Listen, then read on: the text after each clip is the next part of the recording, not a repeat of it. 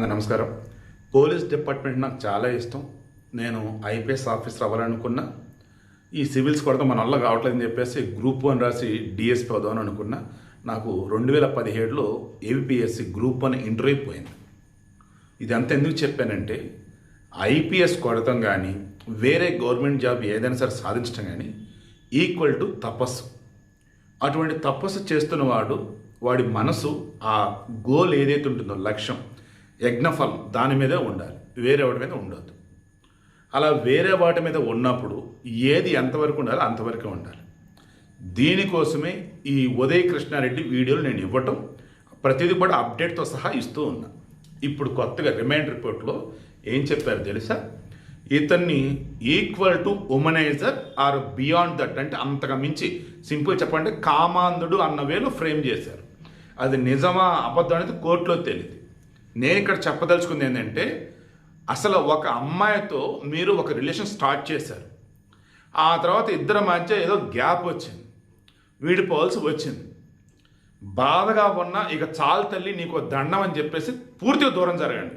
మరల దగ్గర అవుదాం, దూరంగా ఉందాం, దగ్గర అవుదాం, ఈ కన్ఫ్యూజన్గా వద్దు. ఇందాక నన్ను ఎవరో క్వశ్చన్ అడిగారు, మీరు నన్ను లవ్ చేస్తే ఆ బాధ మీకు తెలిసిద్ది అన్నారు. తమ్ముడు, ఎవరిని గురించి ఏమడిగావమ్మా? 7 సంవత్సరాల వయసు ఉన్నప్పుడు ప్రేమించే ఒక అమ్మాయిని, జస్ట్ ఒక 2-3-4 ఇయర్స్ బ్యాక్ వరకు ఆ అమ్మాయి నా మనసులో ఉంది. ఇంకా అసలు ఎవరూ వద్దు అని పక్కన పెట్టిన తర్వాత ఇప్పుడు కొంచెం ప్రశాంతంగా ఉన్నా. అండ్ ఒక తోడు కావాలనుకున్నప్పుడు ఒక దేవత పరిచయం అయింది. మేము అనుకున్నట్టుగా అన్ని ఫుల్ఫిల్ అయితే హ్యాపీగా నెక్స్ట్ ఇయర్ ఆ తర్వాత పెళ్ళి అయిపోయింది. ఇప్పుడు నేను చెప్పేది ఏంటంటే, ప్రేమించాను నన్ను చూశారు, ఆమె కూడా నన్ను ప్రేమించింది, ఇద్దరం ఓకే అనుకున్నాం, ఇద్దరిలో చెప్పాం, మా ఇంట్లో అంతా ఓకే, బట్ వాళ్ళ ఇంట్లో అవ్వలేదు. ఇక ఆ తర్వాత వాళ్ళ నాన్న ఫోన్ చేసి చనిపోతాను బాబు, నా కుటుంబ పరువు కాపాడు, నా బిడ్డను నాకే ఉంచాయనంటే ఆ అమ్మాయిని నేను ఒప్పించా వాళ్ళ నాన్న చెప్పిన పెళ్ళికి. ఇక ఆ తర్వాత ఇక నాకు ప్రేమ, పెళ్ళి, భార్య, పిల్లలు ఇవేమి వద్దనుకొని అన్నీ వదిలేసాను. ఇంకా తను హ్యాపీగా ఉంది, పిల్లలతో హ్యాపీగా ఉందని తెలుసుకున్నప్పుడు ఇక చెప్పేశాను, నీ లైఫ్ నీదికి హ్యాపీగా ఉండు అని చెప్పేసి. అప్పుడు కూడా తను అమెరికాలో ఉంటుంది, అప్పుడు కూడా తనకి అవసరం అయింది అని చెప్పేసి అక్కడ ఉండే ఫ్యామిలీ డిపార్ట్మెంట్ ఎంప్లాయీ, మా పర్సన్ ఫెడరల్ గవర్నమెంట్, తన నెంబర్ కూడా ఇచ్చి పెట్టాను. అండ్ వేరే తెలుసు కాంటాక్ట్స్ కూడా ఇచ్చి పెట్టాను, ఏదైనా అవసరంతో అందరూ టచ్లో ఉండి ఇక నేను టచ్లో ఉన్నానులే అని. సో నాకన్నా ఇక ప్రేమ గురించి ఎవరికైనా ఎక్కువ తెలిసి ఉండేది నువ్వే చెప్పు. సో ఇప్పుడు నేను చెప్పేది, ఈ ఉదయ కృష్ణ చేసిన అతి పెద్ద తప్పు. ఫస్ట్ ఆ అమ్మాయి ఇతనికి ఇన్స్టాగ్రామ్ ద్వారా పరిచయం అయింది. ఎలా?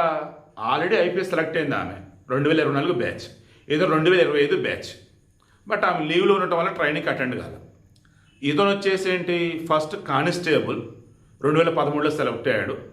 ఆ తర్వాత 2018 ఆ సమయంలో వచ్చేటప్పటికి ఇక సిఐ ఏదో అన్నాడని పై ఆఫీసరు ఇక జాబ్ వదిలేసి 2019 నుంచి ఇక సివిల్స్ మీద కూర్చున్నాడు. 4 అటెంప్ట్లు పైన 5 అటెంప్ట్లో కొట్టాడు. ఇక ఈ విషయం ఇన్స్టాగ్రామ్ స్టోరీలో రాసుకొచ్చాడు. మనం అంతా చాలామంది వీడియోలు చేసాం, చాలామంది ఇంప్రెస్ అయ్యారు, శభాష్ అన్నారు. అదే సమయంలో ఆమె కూడా ఇంప్రెస్ అయ్యి తనకి రిప్లై ఇవ్వటం కావచ్చు, చాట్ చేయడం కావచ్చు, వాళ్ళు ఇద్దరు చాట్ చేసుకుంటున్నారు. అలా ఈ సదర్ వల్లభపేట పోలీస్ అకాడమీ ఉంది కదా, దానిలో పరిచయం. ఆ పరిచయం కాస్త స్నేహం కాస్త ప్రేమ. ఇలా ఉన్నటువంటి మూమెంట్లోనే అంత జర్నీ నార్మల్గా వెళ్తున్న మూమెంట్లో ఇతనికి వేరే వాళ్ళతో కూడా సంబంధాలు ఉన్నాయి, అమ్మాయిలతో. ఇతను ఒక ఉమనైజర్ అన్నట్టుగా ఆమె అనుకొని ఇతను దూరం పెట్టాను. ఇక దూరం పెట్టింది అని చెప్పేసి అతను కూడా దూరంగా ఉన్నాడంట. బట్ అగైన్ మరలా ముస్సోరీలో లాల్ బహదూర్ శాస్త్రి అడ్మినిస్ట్రేషన్ అన్నట్టు ఆడ ఉంటుంది, మొత్తం అడ్మినిస్ట్రేషన్ స్కిల్స్ మొత్తం అక్కడ నేర్పిస్తారు ముస్సోరీ. అక్కడ మరలా ఆ ట్రైనింగ్లో మరలా దగ్గరయ్యారంట. ఇక అప్పటి నుంచి ఇతను ఒక పొసెసివ్నెస్ నాదే అన్నట్టు, మళ్ళీ నన్ను ఎక్కడ చీట్ చేసిద్దా అన్నట్టు, ఇక రకరకాల మైండ్లో ఆలోచనలు వచ్చి అగైన్ మరలా ఆమెను ఇబ్బంది పెడతాం మొదలెట్టాడు. ఇదంతా ఆమె చెప్పింది, పోలీసులు దాన్ని రిమైండ్ రిపోర్ట్లో పెట్టారు, నా సొంతంది కాదు.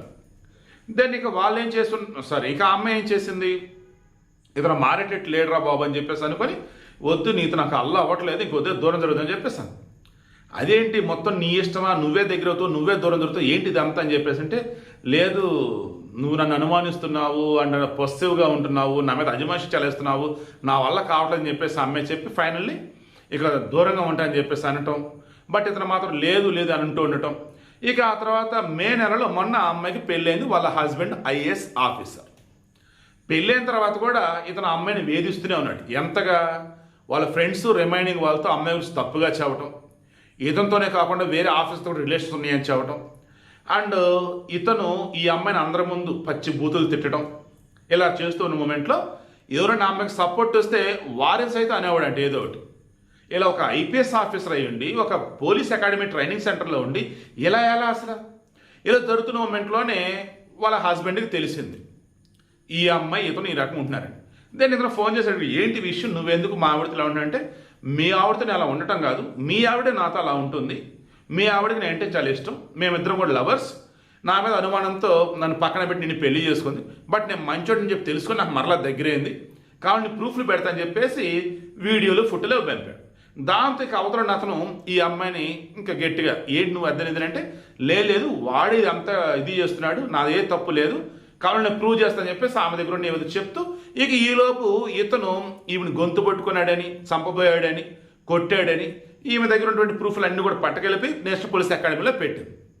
వాళ్ళు కేసు ఫైల్ చేశారు అత్తాపూర్ పోలీస్ స్టేషన్లో. ఇక ఆ తర్వాత ఇతనికి నోటీసులు ఇవ్వడం, సస్పెండ్ చేయడం, విచారణ చేసేసి అతను ఆత్మహత్యాయత్నం అన్నట్టుగా డ్రామా ఆడటం, ఆ తర్వాత డిశ్చార్జ్ అయిన తర్వాత ఊరేళ్ళటం. ఈలోపు విచారణ రావాలి అంటే నోటీసులు టెంపరీ ఇంటి అడ్రస్లు ఇవ్వటం, లేడు, ఫోన్ స్విచ్ ఆఫ్. ఇక ఆ తర్వాత ఏంటయ్యా మరి అన్నప్పుడు, నేను ఎటు పారిపోలేదు, నేను వస్తున్నానని చెప్పేసి ఒక టీవీతో మాట్లాడడం, తీరా వచ్చే దారిలో మిర్యాల కూడా పట్టుకొని తీసుకొచ్చున్నారు. ఆల్రెడీ హైకోర్టులో క్వాష్ పిటిషన్ వేశారు. వాళ్ళు వచ్చేసి ఏమన్నారు, 4 వారాల పాటు వాయిదా వేస్తాం, ఇంకా ఆ తర్వాత తేల్చుకో అన్నారు. ఈలోపు అత్తాపూర్ కోర్టులో బెయిల్ అన్నప్పుడు అది అయ్యేది కాదు అన్నారు. ఇక పోలీస్ కస్టడీ కూడా ఇచ్చే అవకాశం అయితే ఉంది. ఇక ఇప్పుడు ఈరోజు అతనికి ఈ ఇందిరానగర్, దాన్ని ఏమంటారు, ఆర్టిస్ట్ క్రాస్ రోడ్ దగ్గర ఉంటుంది, అక్కడ చిక్కడపల్లి ఏరియా కోచింగ్ సెంటర్ మొత్తం ఆల్మోస్ట్ అక్కడ అశోక్ నగర్. ఇతనికి అభ్యాస్ ఐఏఎస్ అకాడమీ అని చెప్పేసి ఒక ఇన్స్టిట్యూట్ ఉందంట. దానిలో వెళ్ళి ఈరోజు సర్చ్ ఆపరేషన్ చేశారు. అక్కడ ఒక ఫోన్ తీసుకున్నారు, ఒక ల్యాప్టాప్ తీసుకున్నారు పోలీసులు. అతను రూమ్ మొత్తం వెరిఫై చేశారు. ఇప్పుడు ఈ ఫోన్ని, ల్యాప్టాప్ని రిట్రైవ్ చేయడానికి అన్నట్టు బ్యాకప్ ఏమేమి ఉన్నాయి ఏంటంటే ఫోరెన్సిక్ ల్యాబ్కు పంపారు.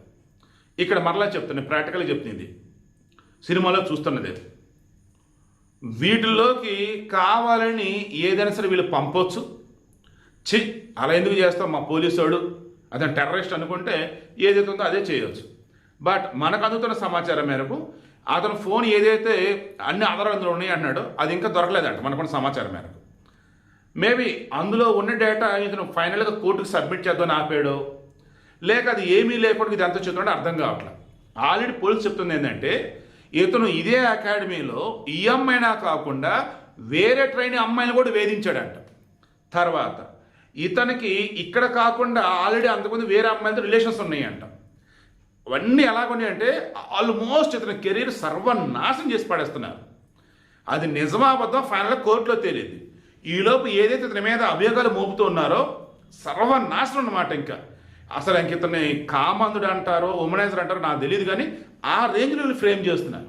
మీకు చాలాసార్లు నేను చెప్పాను, ఒక అమ్మాయి విషయంలో గనక ఒక మగాడిది తప్పు అని తేలితే దాని నుంచి ఇటు బయటపడే అవకాశం ఉందిరే అంటే అతన్ని లాక్ చేస్తారు కదా మన పోలీసులు, ఎక్కడెక్కడ ఏవో మొత్తం పట్టుకొచ్చి అక్కడ పెట్టేస్తారు.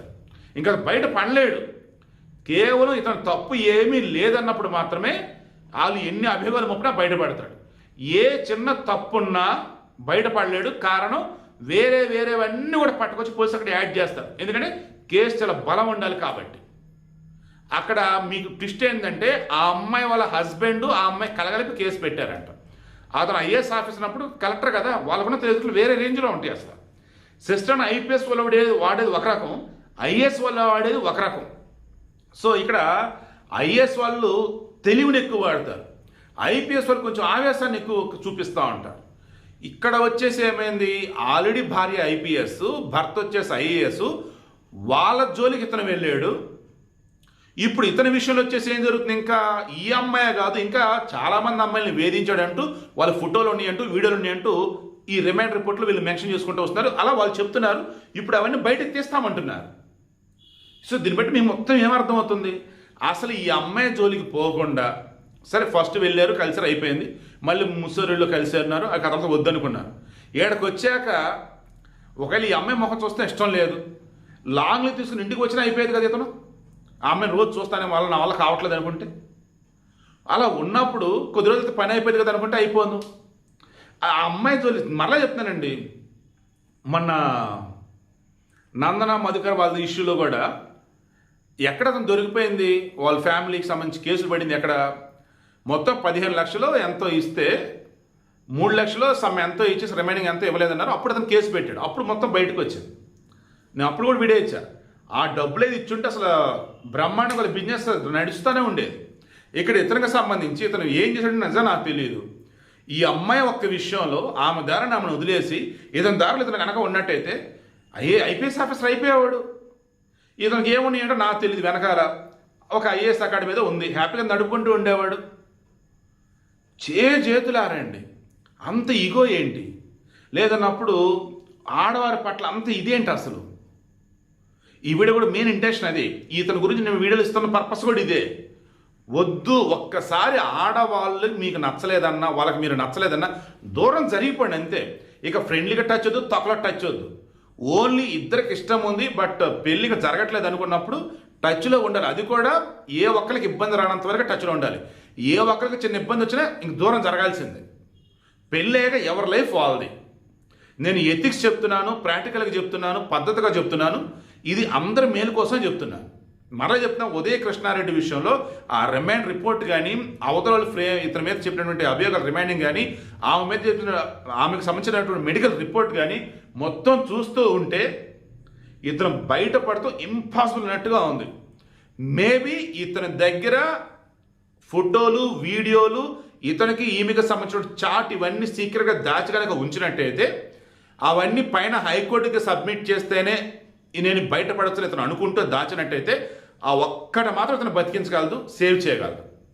మరి ఇతను లాయర్ ఎవరో కానీ మరి ఏం చేస్తారంటో తెలియదు కానీ, బట్ ఓవరాల్గా మాత్రం ఉదయ కృష్ణారెడ్డికి సంబంధించి పోలీసుల సైడ్ నుంచి ఏది టచ్ చేసినా కానీ ఇట్లాంటి ఐపీఎస్ అయ్యాడు, ఇట్లాంటి కానిస్టేబుల్ అయ్యాడు, అసలు ఇట్లాంటి పోలీసుగా ఉన్నాడు రా బాబు అని అందరు ఇదే అంటున్నారు.